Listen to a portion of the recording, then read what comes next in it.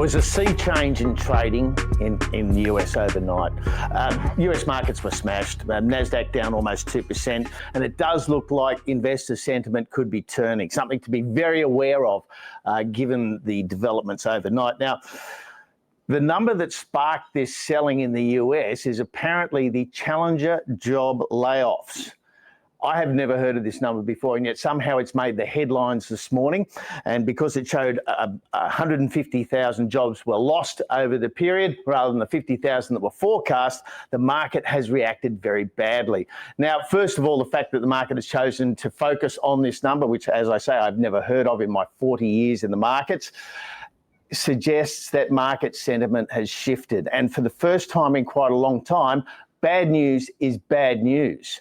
Up until now, bad news was good news because it meant more rate cuts and everybody was happy to pile into the share market on the back of poor economic data because of the potential for monetary support. But that no longer appears to be the case. And despite the fact that the Fed's dual mandate means that it's very likely to respond to rising unemployment, markets didn't buy. In fact, they sold off. Nvidia hit by 3.7%. Advanced Micro Devices down 7.3%. Palantir down almost 7% as well. So market darlings, those previously very glamorous and largely sought stocks, were the ones that really took it in the neck last night. And that also speaks to a change in sentiment. Now, this morning we heard from Tesla. The future for Tesla is very much up in the air at the moment. It's about their autonomous driving vehicles and whether or not they can bring them to fruition. But the shareholders in Tesla appeared to give that whole proposition a tick. They've voted yes to Elon Musk getting a $1 trillion bonus with a 75% vote in favour. So very clear support for the founder and CEO. Expressed. However, while shareholders might have been impressed with Mr. Musk, it appears that the market was not, because Tesla shares are down more than 3% in aftermarket trading following this report. And given what we saw in trading overnight, we could see further pressure on Tesla shares when they resume at their next full session tonight. So it was the impact of that surging job cuts that really had the market concerned. Of course, it comes against a backdrop of the longest ever shutdown of the US government, now hitting its 38th day. And that shutdown is starting to worry. Just like the tariffs, markets had come to the conclusion that the shutdown was having no impact, would only be a deferral of demand, a delay, rather than destruction.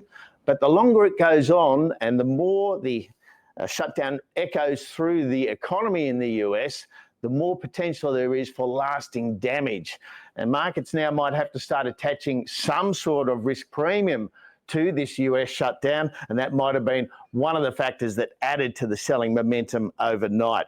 But it's clear there was the focus on the layoffs, the gradual cooling in the US economy that many analysts have been talking about is now seeming to be more rapid, and that's raising a large concern. But as I say, what's of particular note is the market reaction to this bad economic news. Instead of buying it, they sold it.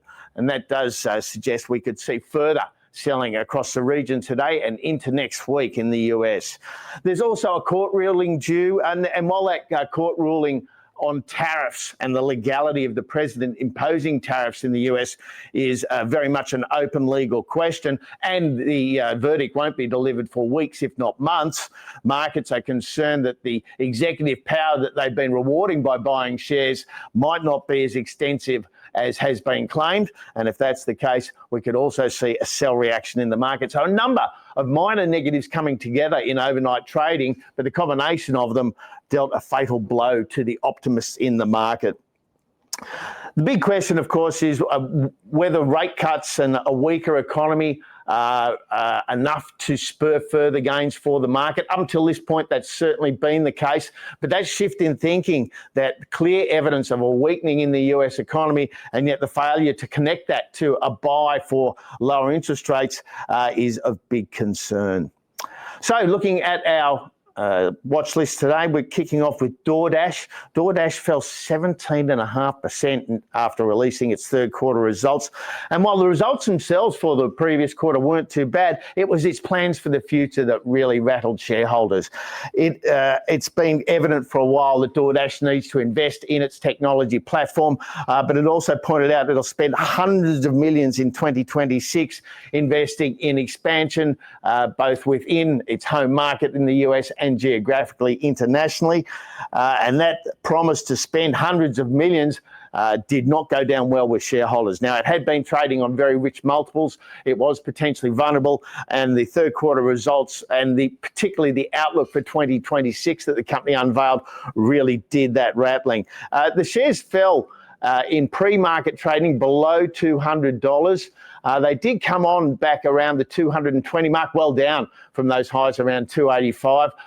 But the pressure that we saw did see them dip below 200 again. And that sort of trading and the close of the regular US trading session saw them at their lows for the session, does suggest that there might be further selling interest in Doordash.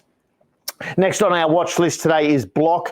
It's reported and its shares fell 3.7% in US trading, but the report came after market. And in aftermarket trading, Block shares are down 11% or more. Now, that suggests that at the open today, because Block is dual listed, code XYZ, the Australian listing will fall something like 14% in response to that overnight action. So it's likely to be on every Australian investor's radar today because of that sort of action. It did announce that it saw a 12% growth in the number of payments that it's taking, not the value, but in the number. It has upgraded using AI, and its earnings did beat estimates by a small amount. A number of analysts have a buy rating on this stock, but that big fall that we've seen does suggest there might be some unsatisfied selling in Block, and those who are thinking about dip buying might want to take that into consideration. And looking locally, the last stock on our watch list today is Macquarie. It's announced its net profit this morning, following on from Westpac and NAB, which we've seen earlier this week. Net profits were up 3% to $1.7 billion, but both the profit and the dividends were lower than expected.